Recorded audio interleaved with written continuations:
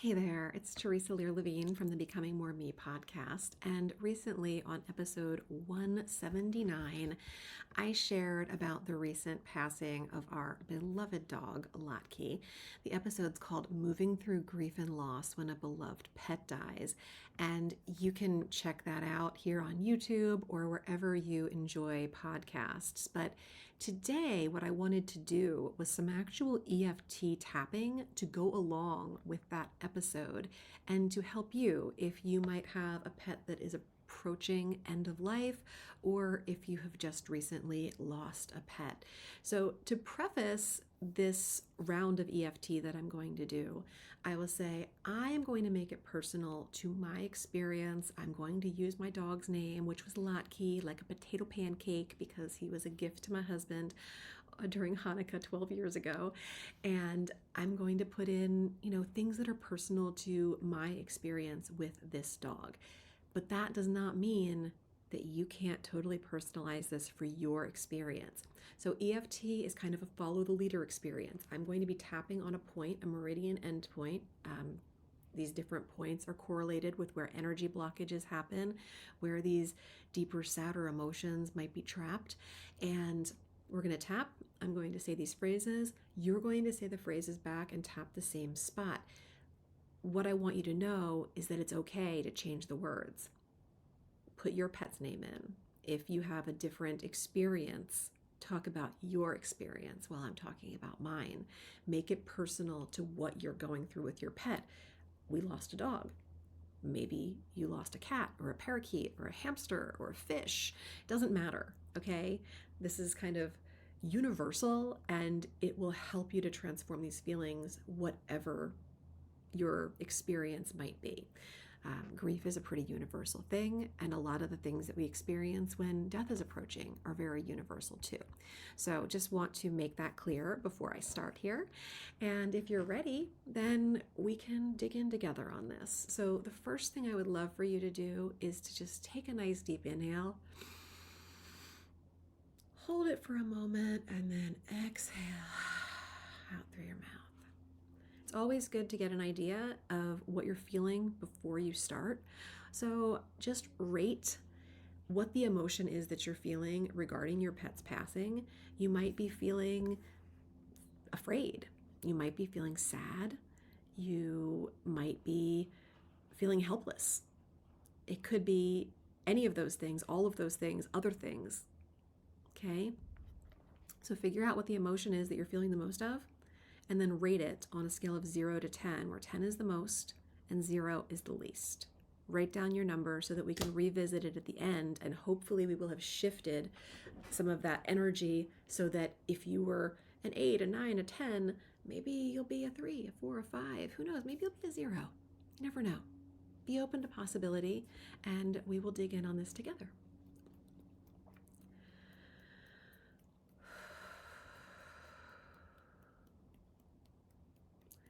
Even though I feel this ache in my heart, knowing that Latke might leave us soon, it's definitely going to happen. We just don't know when. I deeply and completely honor these feelings I'm having. Even though watching Latke slow down these last few years, not walk or run like he used to, not even really be interested in fetching a ball, brings up so much sadness.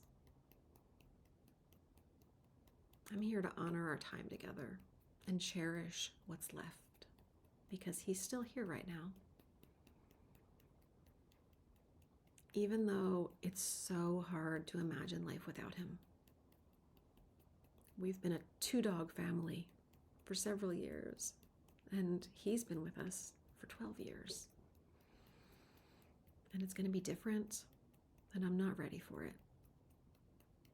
I choose to hold space for both the love and the pain and sadness that I feel.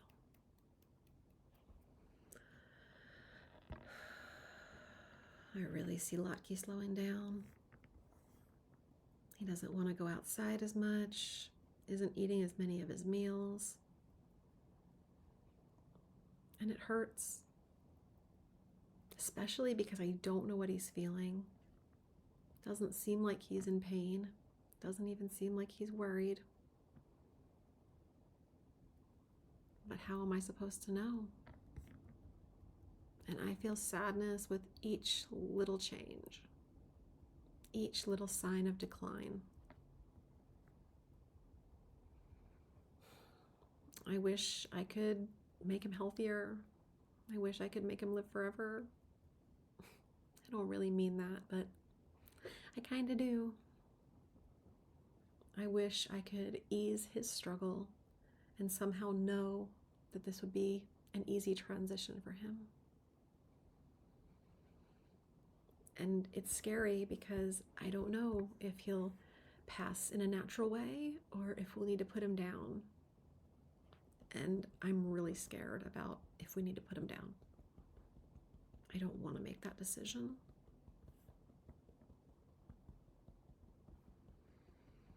This feeling of helplessness is really hard to hold. I notice myself wanting to get away from it, wanting to distract myself, wanting to pull away. But it's what I'm feeling. And I feel the sadness creeping in, mingling with the love that I have for him. Part of me wishes I could just hold on to every moment. I still remember bringing him home on my lap in the car, all the way back from West Virginia. So many memories from when he was a puppy, training him how to do things. He welcomed 2 of our babies home from the hospital. He was always looking out for us, always protecting the house.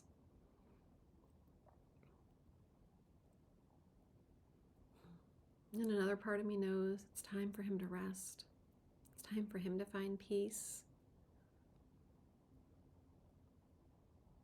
So many countless memories and moments. Our life was really blessed by his unconditional love. And I know it's going to be really hard for my boys. It's hard to predict. He was so loyal. Had so many funny little quirks. Nudging us with his nose when it was 4:30 every day without fail because he wanted his dinner. Going crazy over chicky and steaky bites. All those things just brought us joy. It made us laugh. He brought our family together and made us better. Just choosing to cherish these memories and also make more of them. Let them fill my heart instead of weighing it down. I know that his body is tired, and I know that his spirit is going to live on. This dog has taught me so much about love, so much about forgiveness, so much about playfulness and rest, enjoying a nice sunny spot to lay in, soaking up a belly rub, just basking in being loved. So much beauty in our time together. I release the need to control what's going to happen next and allow myself to just be with them. Surrendering to all the love and gratitude I feel. Because I know that even when Latke's gone, that love will remain forever in my heart.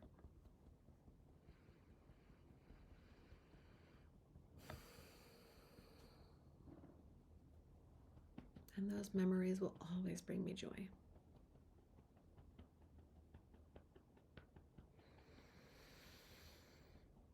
Take a nice deep inhale.